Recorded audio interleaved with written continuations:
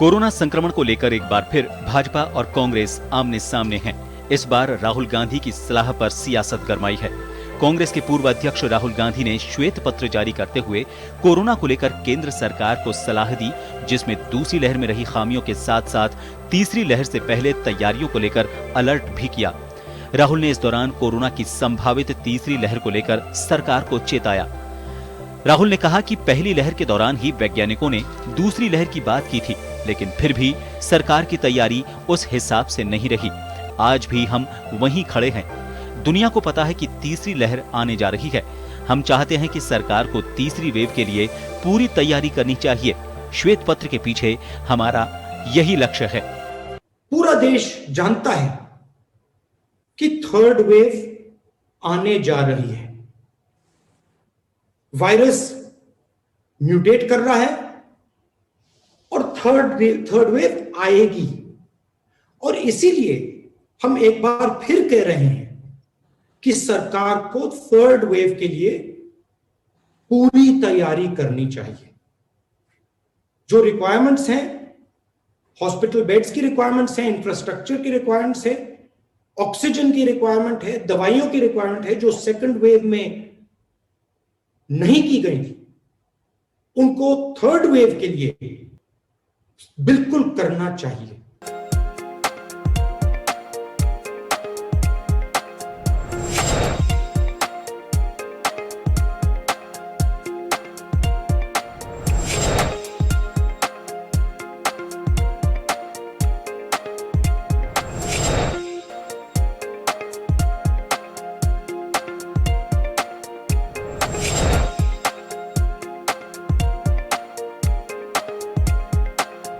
उधर राहुल गांधी ने सलाह और सुझाव दिए तो भाजपा ने सियासी पलटवार भी किया।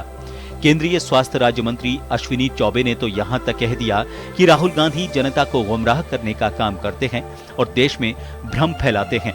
साथ ही कहा कि यदि राहुल गांधी अच्छा सुझाव दें तो सरकार क्यों नहीं मानेगी। चौबे ने कहा कि राहुल को भारतीय चश्मे से देखना चाहिए कि सरकार ने कोरोना में गरीबों को कितनी सहायता दी। तो भाजपा प्रवक्ता संबित पात्रा दावा कर रहे हैं कि जब भी हिंदुस्तान में कुछ अच्छा होता है और देश अच्छा परफॉर्म करता है तो कहीं ना कहीं कांग्रेसियों को उससे चिढ़ होती है। जब भी हिंदुस्तान में कुछ अच्छा होता है, जब भी हिंदुस्तान में कोई खुशी की बात होती है और भारतवर्ष अच्छा परफॉर्म करता है, तो कहीं ना कहीं कांग्रेसियों को चिढ़ होता है। कहीं ना कहीं राहुल गांधी से रुका नहीं जाता है और राहुल गांधी कहीं न कहीं उस पूरे विषय पर प्रेस कॉन्फ्रेंस के माध्यम से एक प्रश्न चिन्ह लगाने का काम करते हैं, एक अड़ंगा लगाने का काम करते हैं। दूसरी लहर ने देश की कमर तोड़ने का काम किया, साथ ही संक्रमण से पूरा देश भी प्रभावित हुआ।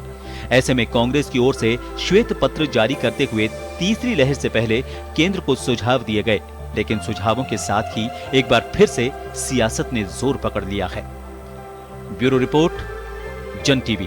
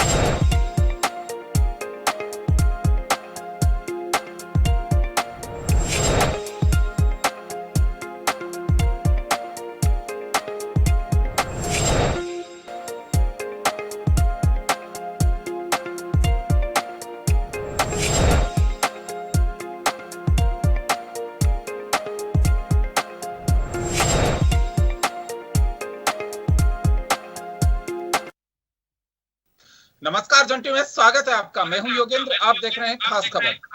खास खबर में हम बात करेंगे, कांग्रेस ने श्वेत पत्र जारी किया है और इस श्वेत पत्र में ये कहें कि तंज भी है, सुझाव भी हैं और संभावित खतरे जो हैं उनसे हम कैसे बच सकते हैं उनको लेकर के भी कुछ बातें की गई हैं। लेकिन बात श्वेत पत्र तक नहीं रहती है, इसके बाद सियासी पारा भी चढ़ गया है। कांग्रेस की ओर से जारी श्वेत पत्र, राहुल गांधी ने प्रेस ब्रीफिंग के जरिए मीडिया को जानकारी दी है, लेकिन भाजपा इसके बाद लाल है और भाजपा कह रही है कि जब भी देश में कोई अच्छा काम होता है तो कांग्रेस भ्रम फैलाती है। चलिए हम चर्चा शुरू करेंगे। हमारे साथ वरिष्ठ पत्रकार डॉक्टर यस गोयल साहब जुड़े हुए हैं, भाजपा से अहमदाबाद से हमारे साथ शैलेश परमार जी जुड़े हुए हैं, यूनुस आगा साहब उत्तर प्रदेश अलीगढ़ से हमारे साथ जुड़े हैं। सभी का स्वागत है। मैं सबसे पहले डॉक्टर साहब आपके पास आना चाहूंगा। संभावित जो लहर है उसको लेकर मुझे लगता है कि सरकारों के स्तर पे भी सुझाव भी मांगे जाते होंगे, इनका अपना डायलॉग भी रहता होगा।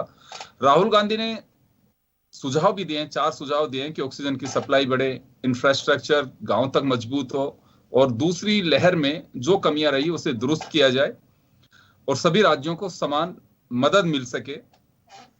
एक कोरोना से जो डेथ हो रही है उनके लिए एक कोई हेल्पिंग फंड भी होना चाहिए ताकि उनकी मदद हो सके। ये उनके सुझाव हैं। लेकिन गवर्नमेंट को बताया है कि दूसरी लहर में पता लगने के बावजूद भी सरकार वैसे काम नहीं कर पाई जैसे किए जाने चाहिए। एटलीस्ट अब थर्ड वेव को लेकर के तो सजग रहे। ये बयान राहुल गांधी का है। कांग्रेस भाजपा लेकिन इसे कह रही है कि ये चिढ़ाने वाला बयान है और जब भी देश में अच्छा काम होता है तो मुंह बनाती है कांग्रेस। मैं इस पे आपका रिएक्शन चाहूंगा। योगेंद्र जी, आपने बहुत अच्छा तत्कालिक महत्व का विषय लिया है और आप हमेशा लेते हैं और बहुत ही अच्छी सारगर्भित बात करते हैं। देखिए, कांग्रेस क्या कह रही है, बीजेपी क्या कह रही है, अन्य पार्टियां क्या कह रही हैं, ये पॉलिटिकल बातें हैं। जो सबसे महत्वपूर्ण बात यह है कि हम सेकंड फेज के आखिरी दौर से अगर कहा जाए तो हम गुजर रहे हैं, ठीक है। और जो साइंटिस्टों ने आज भी कही है, पहले भी कही है, जो national centre for disease control है, उन्होंने ये कहा है कि डेल्टा प्लस जो है वो वेरिएंट 20 व्यक्तियों में पाया गया है और 4 राज्यों में ये हो प्रेजेंस इसकी महसूस की गई है, लोग हैं, तो इसका उनको खतरा है। और जो राहुल गांधी कह रहे हैं वो गलत नहीं कह रहे, कोई भी नेता कह सकता है। जब हमारे वैज्ञानिकों ने, ICMR ने और सेंटर फॉर डिजीज ने ये कह दिया है कि थर्ड वेव का खतरा है और अगर एक नेता कह रहा है तो इसमें कोई गलत नहीं है। उन्होंने बहुत मोटे रूप में राहुल गांधी ने कहा है कि जो सेकंड वेव थी उसका बहुत डिजास्टरस थी। पर्टिकुलर वर्ड यूज किया, डिजास्टरस मतलब विनाशकारी, जिसमें सरकार ने पता होते हुए भी कोई कार्य ढंग से नहीं किया। ना तो इंफ्रास्ट्रक्चर थे, ना ऑक्सीजन थी। नॉइस आ रही है कहीं? किसी के यहाँ से नॉइस आ रही है? ना ऑक्सीजन, इंफ्रास्ट्रक्चर थे, ना ऑक्सीजन थी, ना दवाइयां थी, बहुत सारी चीजों का अभाव था। उसकी वजह से अगर आप अपन आंकड़े लें सेकंड फेज के, आप ताज्जुब करेंगे। सेकंड वेव में 7 वीक में, मार्च के बाद में करीबन 1.5 लाख लोग दिवंगत हुए हैं, 1.5 लाख।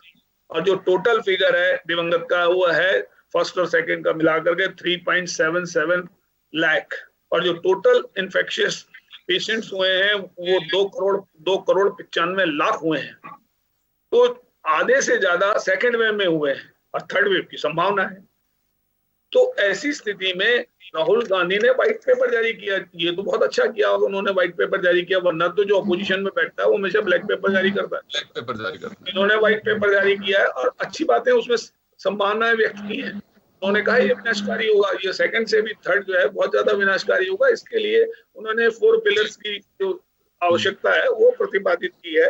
उन्होंने कहा है कि मैनेजमेंट बहुत अच्छा होना चाहिए, जो मिसमैनेज था पिछली बार, और जो डेथ, नीडलेस डेथ हुई है उनको रोकना बहुत आवश्यक है। जैसा आपने कहा, उन्होंने कहा कि इवेंट मैनेजर नहीं चाहिए देश को, जनता को।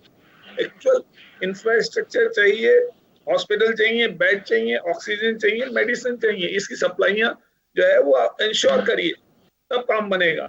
और वैक्सीनेशन जो हौच-पौच हो रहा है कि आपने ये कह दिया कि एक दिन में हमने, उन्होंने ये भी कहा कि 84 लाख हमने वैक्सीनेशन कर लिया। और जब 84 वो कहते हैं एक दिन करने से क्या होगा कि योग दिवस मना लिया आपने, सो कंटिन्यू करिए।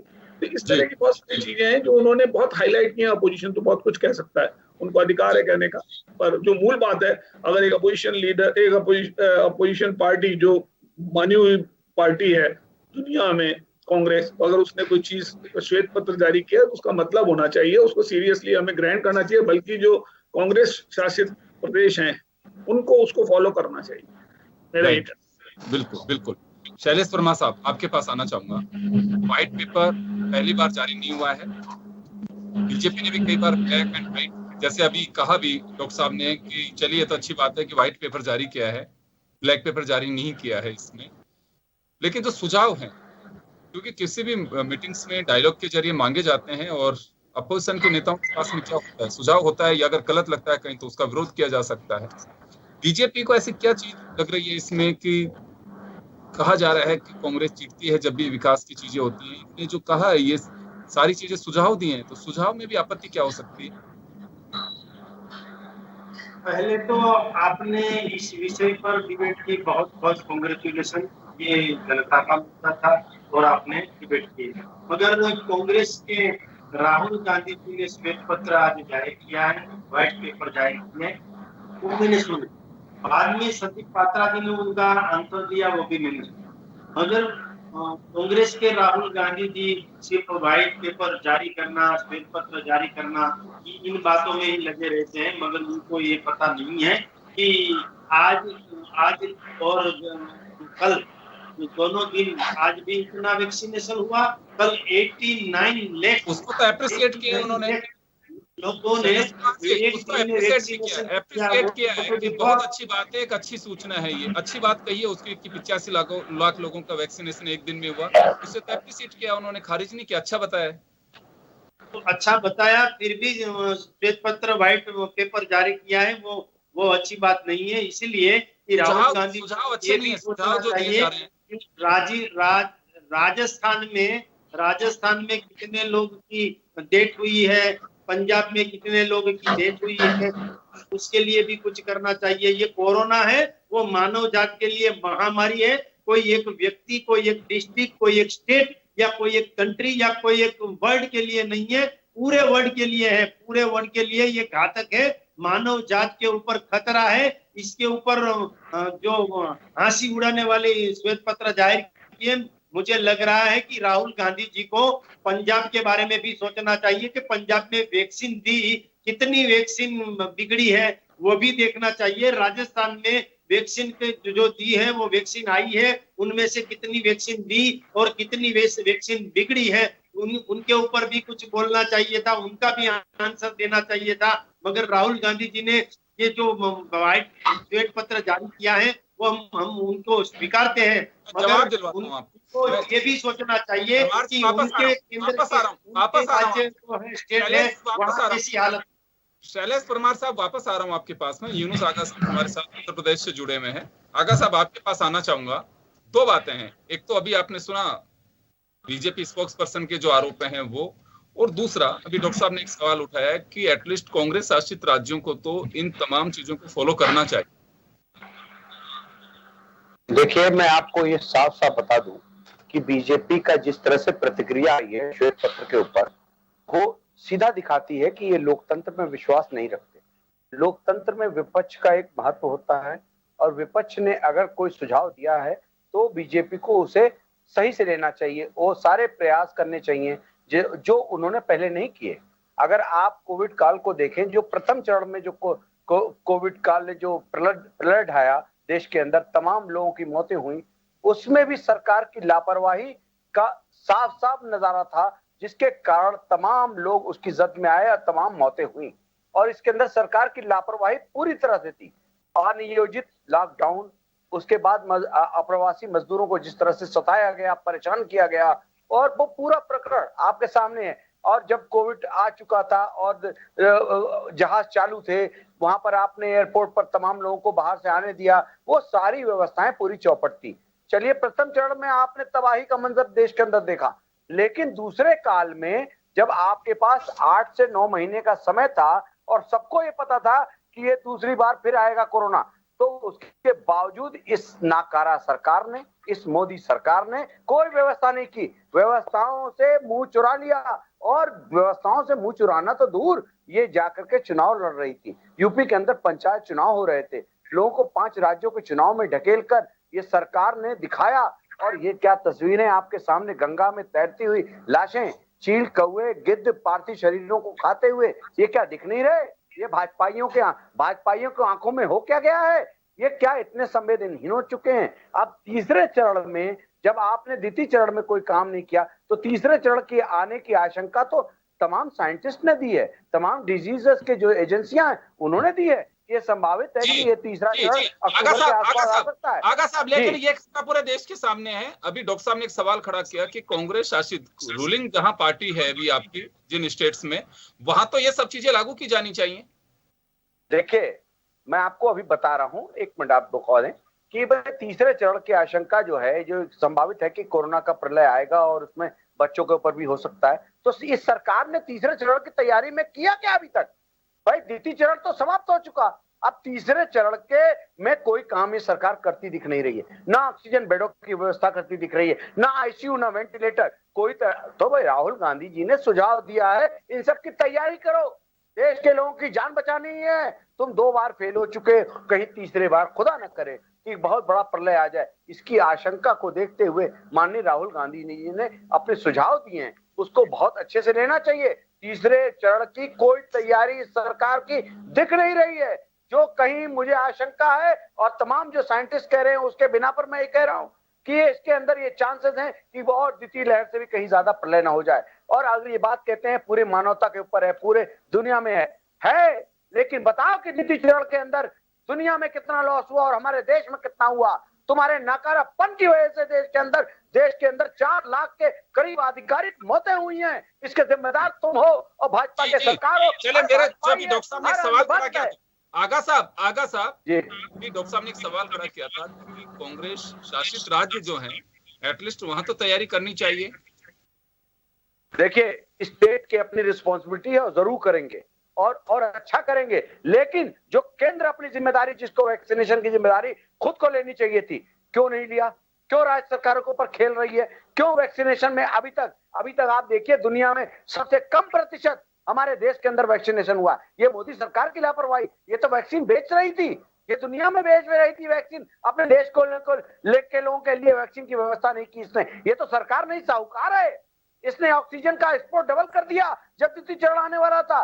ये सरकार नहीं, साहूकार है और देश को सत्यानाश की ओर ढकेल रही है। और तीसरे चरण के अंदर आशंका है कि ये जिस तरह से बिहेव कर रही है कि विपक्ष को बिल्कुल नहीं सुनना चाहती। वापस लौटूंगा मैं डॉक्टर साहब, आपके पास आना चाहूंगा मैं यहाँ। देखिए, सेकेंड वेव ने केंद्र हो चाहे राज्य सरकार हो, सबकी पोल खोल दी, कितना भी दम भरें। हमारे पास में वेंटिलेटर्स जो राज्यों को दिए हुए थे, प्रधानमंत्री कोविड फंड जो था उसके जरिए, हमारे राजस्थान में भी हमने देखा वेंटिलेटर्स की स्थिति ये रही कि उनकी किसी ने सुध नहीं ली। भाजपा शासित राज्यों की भी यही स्थिति रही, वेंटिलेटर्स भिजवा दिए गए। अगर बेकार थे तो उसकी रिपोर्ट समय से देनी चाहिए थी कि बिल्कुल यूजफुल नहीं है, इनमें इसी तरह से प्रॉब्लम है। कुछ जगह पे अहमदाबाद वगैरह में वेंटिलेटर्स के जरिए आगजनी भी हुई है। तो क्या वास्तव में अभी ऐसी कुछ रिपोर्ट्स आ रही हैं? क्योंकि ये सब लोगों को मालूम है, मीडिया के माध्यम से भी पता है, इनकी जो फेलियर रहा स्टेट्स का भी और यूनियन गवर्नमेंट का भी वेंटिलेटर्स को लेकर के, वो सब जगह प्रकाशित हुआ। लेकिन अभी रिपोर्ट नहीं आती है कि युद्ध स्तर पर उन वेंटिलेटर्स को हम ठीक कर रहे हैं या उस कंपनी को लौटा रहे हैं, या वो कंपनी के टेक्नीशियंस आकर के यहाँ पे इनको बता रहे हैं कि देखिए इसमें ये कमी है तो हम इस तरह से दुरुस्त कर सकते हैं। बड़ी बल्क में खरीदे गए थे। तो आपको लगता है कि हम सिर्फ अभी तक सेकंड वेव का ही वो लें, पैरेलल ये सिस्टम स्टेट्स को भी डेवलप करना चाहिए? ऐसा है, जब ये वेंटिलेटर्स सप्लाई किए गए थे, फर्स्ट वेव दिसंबर तक काफी फीजल आउट हो गई थी। और उसके बाद क्या हुआ कि वेंटिलेटर्स वगैरह जब आए तो पूरे देश में चुनावों का माहौल चल रहा था। 5 राज्यों में चुनाव होंगे, दूसरी गतिविधियां होंगी, सारा देश उसमें उलझा हुआ था। इवन राजस्थान में भी पंचायतों के चुनाव हुए, नगर निगम के चुनाव हुए और बहुत सारे चुनाव बाई इलेक्शंस भी हुए, सब उसमें विधानसभा के बाई इलेक्शंस भी हुए, उपचुनाव भी हुए, सब उसमें उलझे रहे। किसी ने ध्यान नहीं दिया कि वो कबाड़े में पड़े हैं। जब ये सेकेंड वेव स्ट्राइक की तब वो सबको पता चला कि ये आए हुए पड़े हैं और ये खराब थे। और वो ये केंद्र ने भी माना, बिल्कुल अपनी टीम भेज करके कि ये खराब है सारा का सारा। अब ये सारा का सारा दब गया सेकेंड वेव में। सेकेंड वेव में ये हुआ कि ऑक्सीजन कम होगी, वेंटिलेटर कम हो गया, तो उसमें अंधाधुन जो है ऑक्सीजन ट्रेन के द्वारा, हवाई जहाज के द्वारा विदेशों से इधर उधर से सबसे मंगाई गई, कंसंट्रेट मंगाए गए। पर सारी स्थिति ये है कि अब जैसे जैसे पेशेंट कम हो गए, ये ध्यान किसी का नहीं है कि कौन से हॉस्पिटल में कौन सी जगह पे हमारे पास क्या इंफ्रास्ट्रक्चर है, उसको कैसे मीट आउट करें, उस पर काम करना बाकी है। और अभी फिर वो 5 राज्यों के चुनावों में फिर उलझ रहे हैं, फिर दूसरे कामों में उलझ रहे हैं। क्यों उलझ रहे हो, इसलिए उलझ रहे हो, कोई जरूरत नहीं है, पहले ये तो संभालो। अच्छा, सेकंड वेव जाए या फर्स्ट वेव जाए, सेकंड वेव आए, थर्ड वेव आए, मैं तो ये मानता हूँ, मेरा साइंस का बैकग्राउंड रहा है, यूएस में भी मैं साइंटिस्ट रहा हूँ, जर्नलिस्ट भी रहा हूँ, तो ये जो है एक्सटेंशन ऑफ कोविड है। जो भी बायोलॉजिकल प्रोडक्ट है उसमें म्यूटेंट होना आवश्यक। आज मलेरिया चला गया क्या? स्वाइन फ्लू चला गया क्या? डेंगू चला गया क्या? मच्छर मर गया क्या? कहीं नहीं मरा। हमेशा वेरिएंट होता है, क्योंकि हम हमारी जो गोलियां हम जो खा रहे हैं, दवाइयां हम दे रहे हैं, वैक्सीन है, वो रेजिस्टेंट हो जाती हैं। जो म्यूटेंट अगर वो नहीं होगा तो वो तो आएगा नहीं। वो इतना स्मार्ट होता है जो पैथोजन है, वो कहीं ना कहीं अपना रूप बदल लेता है। ठीक है, आज हमने पोलियो पे हमने कंट्रोल कर लिया क्योंकि वो एक्सटर्नल बीमारी भी थी। तो इस तरह से जो अभी भी जो वेंटिलेटर्स हैं उसकी सुध नहीं ली जा रही है, कहाँ कैसा है, सिर्फ इस तैयारी में लग गया कि थर्ड वेव आ रही है, अरे भाई सेकंड को तो तुम टैकल कर लो पूरी तरह। इसको अगर समाप्त कर लें पूरे देश में, अभी भी आज भी 50,000 केसेस मिले हैं कल की तारीख में इंडिया में, तो 50,000 कम नहीं होते? अगर मान लीजिए जुलाई तक, अगस्त तक ये 50,000, मान लीजिए 25,000 रह गए या 10,000 रह गए, वो 10,000 जो है वो कितने लोगों को स्प्रेड करेंगे? किसी ने अंदाजा लगाया है? एक परिवार में से अगर 5 लोग हॉस्पिटल जाते हैं तो वो 3 को पीछे छोड़ के आए, जब वो 3 जाते हैं तो वो 5 को छोड़ के आते हैं। तो वो चेन बनी हुई है, चेन रिएक्शन है, उसका म्यूटेशन जरूर हो रहा है। और डेल्टा जिसको ये कह रहे हैं, एक चीज और है, डेल्टा 2 जो कह रहे हैं कि इसका हो रहा है, असल में अभी वर्ल्ड लेवल पे सारे जितने भी कोविड वायरस हैं, इनका क्लासिफिकेशन हुआ है कि एशिया में जो वेरिएंट पाया जाएगा उसको डेल्टा कहेंगे, उसके बाद 2 कह लो, 3 कह लो, जैसे सरकार को कहते हैं मोदी 1, मोदी 2, मोदी 3। लेकिन वेरिएंट वही है सब में, सभी जगह। वो कहीं पे ब्रिटेन वेरिएंट कह रहे हैं, यूके का वेरिएंट कह रहे हैं, कहीं पे यहाँ का आदमी वहां चला गया, वहां का आदमी यहाँ आ गया, हो गया। महाराष्ट्र के आदमियों ने यहाँ पर, हमारे राजस्थान में महाराष्ट्र का सबसे ज्यादा जो इफेक्ट आया हमारे बॉर्डर डिस्ट्रिक्ट्स पे आया। तो अभी जो आपने सवाल उठाया बहुत अच्छा है कि हमारा जो इंफ्रास्ट्रक्चर है या नहीं है, उसकी क्या स्टेटस है, उसका किसी पे ध्यान नहीं है। हाँ बिल्कुल, ऑडिट बहुत सारी चीजों की हो रही है, लेकिन मेरा अपना मानना है कि हमें तो उसकी भी होनी चाहिए, जो जितने जरूर करनी चाहिए कि हम कहाँ स्टैंड कर रहे हैं, हमारे पास में इंफ्रास्ट्रक्चर जो है उसका ऑडिट जरूर करना चाहिए कि कल को अगर कुछ भी होगा तो हम कैसे निपट सकते हैं उससे। ये आप इसके मॉक ड्रिल समझिए, कुछ भी करिए, जो भी अपने संसाधनों को उपयोग करते हैं, इन तमाम चीजों को हमें देखना चाहिए कि हम कहाँ खड़े हुए हैं, हमारे पास में संसाधन है कि नहीं है। मैं शैलेश जी आपके पास आना चाहूंगा। देखिए, सुझाव कोई भी दे सकता है और सुझाव को गंभीरता से लेना भी चाहिए। अगर बीजेपी को सुझाव देती है, चाहे स्टेट गवर्नमेंट है कांग्रेस की, तो उनको लेना चाहिए। मैं ये इस वजह से कह रहा हूं कि डायलॉग होना चाहिए। प्रधानमंत्री जी ने राज्यों के मुख्यमंत्रियों के साथ में की, राजस्थान का उदाहरण देना चाहेंगे। अशोक गहलोत 2 दिन पहले ही तमाम पार्टी लीडर्स को, member of parliament, leader of opposition, सबको जोड़ करके, बीजेपी प्रदेश अध्यक्ष, दूसरी पार्टियों के प्रदेश अध्यक्ष, सोशल एक्टिविस्ट, सबको जोड़ा उन्होंने और कहा है कि तीसरी लहर की संभावनाएं हैं, हम उसी तरह से कैसे इससे निपट सकते हैं, उस पर सबके सुझाव भी लिए। और सुझाव ये नहीं है कि अपनी तरफ से किए जाते हो, पहले के मीटिंग्स में भी है कि चाहे बाजार खोलने की बातें हो, दूसरी चीजें, उनको वो वैसे शामिल करते हैं। तो यह मखौल नहीं उड़ाया जाता है कि अगर कोई किसी को कुछ कहा, तो ये क्या परंपरा हमारे यहाँ पे बन गई है कि अगर कोई सुझाव देता है तो हम उसको उसी अंदाज में लेते हैं। भारतीय जनता पार्टी और भारतीय जनता पार्टी के हमारे देश के आदरणीय प्रधानमंत्री जी नरेंद्र भाई मोदी जिस तरह से वर्क कर रहे हैं, जिस तरह से कोरोना के बारे में वर्क हो, साइक्लोन के बारे में वर्क हो, या कोई भी देश का अंदरूनी क्वेश्चन हो, उसके बारे में अच्छी तरह वर्क कर रहे हैं, वो हमें मालूम है। नरेंद्र भाई ने ये भी बोला है, मोदी जी ने ये भी बोला है कि दवाई भी कड़ाई भी, हमारे दोनों फ्रेंड्स बोल रहे थे, इसलिए मैं कहना चाहता हूँ दवाई भी और कड़ाई भी, कोरोना के साथ जीना है, कोरोना से डरना नहीं है, कोरोना के साथ जीना है, अरे प्रवचन बंद करो, है, प्रवचन कोरोना को हराना है। कोई भी सुझाव देगा, का भी सुझाव ये गवर्नमेंट ऑफ इंडिया है वो मानती है, सुझाव लेने के लिए भी बैठे। सर जी, मैंने आपके बीच में नहीं बोला था, आप ऐसे बीच में बोलोगे तो नहीं मजा आएगा। मुझे मालूम होता कि आप बीच में बोलोगे तो आपको मैं बोलने ही नहीं देता। एक्शन मुद्रा में रहो। और ये जो श्वेत पत्र जारी किया है उसमें जी, ये भी मुझे जोड़ना है कि पहले वैक्सीन के बारे में ये जो नेगेटिव सोच वाले लोग हैं, ओपोजिशन वाले लोग हैं, वो पहले बोलते थे वैक्सीन नहीं लेनी चाहिए, ये भाजपा की वैक्सीन है, हम नहीं लेंगे, ये नहीं करेंगे। पहले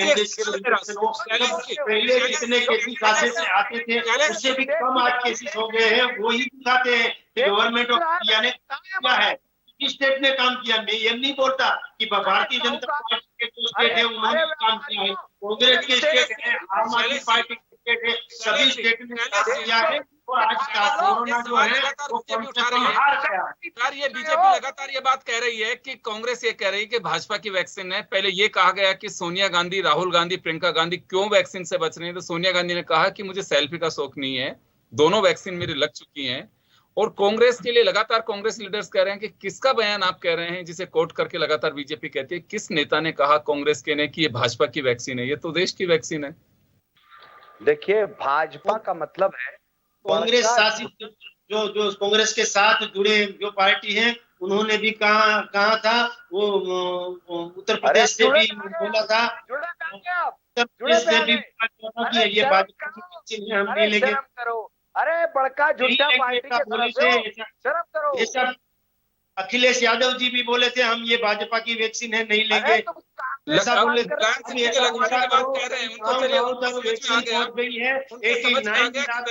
हुआ है एक दिन का। अब कांग्रेस वालों सभी को मैं बोलना चाहता हूँ, ये श्वेत पत्र जारी किया है तो ये भी जारी करो कि सबको बोलो कि गांव गांव से सरपंच के साथ चल के सब वैक्सीन ले। ऐसा अभियान कांग्रेस वाले चलाए या ओपोजिशन वाले चलाए, इससे ही कोरोना हार सकता है। श्वेत पत्र की जरूरत ही नहीं रहेगी। कोरोना की तीसरी लहर है, उसमें भी हम, हमारा देश के सभी नागरिक, वैज्ञानिक और हमारे समय कम है। आगा साहब, एक मिनट में आपका स्टेटमेंट 1 मिनट में लेना चाहूंगा, समय बहुत कम है मेरे पास में। मैं ये जानना चाहूंगा, अभी शैलेश जी ने कहा कि श्वेत पत्र के साथ साथ कोविड के प्रति लोगों को हम उसे कैसे बच सकते हैं उसके लिए जागरूक करिए, वैक्सीनेशन को सफल बनाइए। देखिए, भाजपा का मतलब है, बीजेपी मतलब बड़का झूठा पार्टी। ये महानुभाव सिर्फ टीवी पे बैठ के झूठ बोल रहे हैं। भाजपा झूठ बोलने का एक संस्थान बन चुका है। कांग्रेस ने कभी वैक्सीन का विरोध नहीं किया। कांग्रेस ने वैक्सीन में बढ़ चढ़ लोगों को हिस्सा लेने के लिए कहा है। कांग्रेस की राष्ट्रीय अध्यक्षा ने वैक्सीन लगाया। ये झूठे लोग, ये नाकारा लोग देश के सामने एक्सपोज हो चुके हैं। 4 लाख लोगों की हत्याएं की हैं इन लोगों ने। ये भाजपा इसकी जिम्मेदार है। देश के अंदर जो नरसंहार हुआ उसके जिम्मेदार मोदी सरकार है। देश के अंदर नरसंहार करने वालों, तीसरे चरण में भी तुमने क्या किया है तैयारी? कहाँ है तुम्हारी तैयारी? कितने वेंटिलेटर तुमने लगाए, कितने आईसीयू बेड लगाए, कितने ऑक्सीजन बेड के अस्पताल बनाए, कितने ऑक्सीजन प्लांट लगाए? कहाँ है तुम्हारे पास? तुम्हारे पास कुछ नहीं है। ये तो जोर से बोलना यही आपकी आदत है। तुम आज मौत के सौदागर बन चुके हो। और जोर से बोलना। कहाँ है वैक्सीन, कहाँ ऑक्सीजन है? ऑक्सीजन सभी जगहों पर पहुंची है, इसीलिए कोरोना आ रहा है। डॉक्टर साहब कुछ कह रहे हैं, डॉक्टर साहब कुछ कह रहे हैं, डॉक्टर साहब कुछ कह रहे हैं। 30 सेकंड का अब दिल्ली में भी सब सुविधाएं चले, मैं माफी चाहूंगा, समय कम है सर, समय कम है, समय बहुत कम है, समय बहुत कम है। आगा साहब मैं माफी चाहूंगा, आगा साहब मैं माफी चाहूंगा, आगा साहब मैं माफी चाहूंगा, सर मैं माफी चाहूंगा, समय कम है। बीजेपी वालों शर्म करो। चलिए, समय कम है, मैं माफी चाहूंगा। डॉक्टर साहब आपको समय नहीं दे पा रहा, सॉरी। तो कुल मिलाकर के यही है कि एक बहुत इंपॉर्टेंट बात कहनी थी जी, ये कहनी थी, जैसा पराशर साहब ने, इन्होंने भी कहा कि जो कोवैक्सीन के बारे में धारणा बनाई गई थी वो इसलिए बनाई गई थी, उसके ट्रायल पूरे नहीं हुए थे। किसी ने ये नहीं कहा कि ये उस पार्टी की या उस पार्टी की, उसका जो है वैक्सीनेशन ट्रायल पूरे नहीं हुए थे। आज की तारीख में जो भारत बायोटेक है उसने ये कहा है कि हमारी जो 3rd ट्रायल हुई है उसका 77.8% एफिकेसी है। और इन्होंने या सरकार ने जो है कोविशील्ड को दबाया। कोविशील्ड ये कह रही है, आज की तारीख में जो न्यूज है डिपार्टमेंट की, हम 125 करोड़ रोज डोज लगा सकते हैं, हमारे पास इतनी कैपेसिटी है, हमें अलाउ करिए, और आप अलाउ नहीं कर रहे। चलिए, मैं सॉरी क्षमा चाहूंगा कि चलिए, जो श्वेत पत्र कांग्रेस ने जारी किया है, बीजेपी को सुझाव, गवर्नमेंट ऑफ इंडिया को सुझाव दिया है लेकिन चलिए, सुझाव कोई भी दे, कैसे भी दे, अगर लगता है कि इससे कहीं भला हो सकता है, हम उस रूट पे चल रहे हैं तो बड़ी खुशी की बात है। और अगर कारगर हो सकते हैं उससे, तो लेने चाहिए, इसमें कोई बुराई नहीं है। अब से पहले भी देश में अच्छे अच्छे लोगों ने सुझाव देते रहे हैं, उन्हें सरकारों ने अप्रिशिएट किया है। शायद यही वजह होती है कि हम सामूहिक रूप से डायलॉग भी करते हैं। चलिए, समय कम रहा, आप सबको बोलने का अवसर कम मिल पाया, उसके लिए सॉरी, और आप सबका बहुत बहुत शुक्रिया। खास खबर में इतना ही, दीजिए इजाजत, नमस्कार।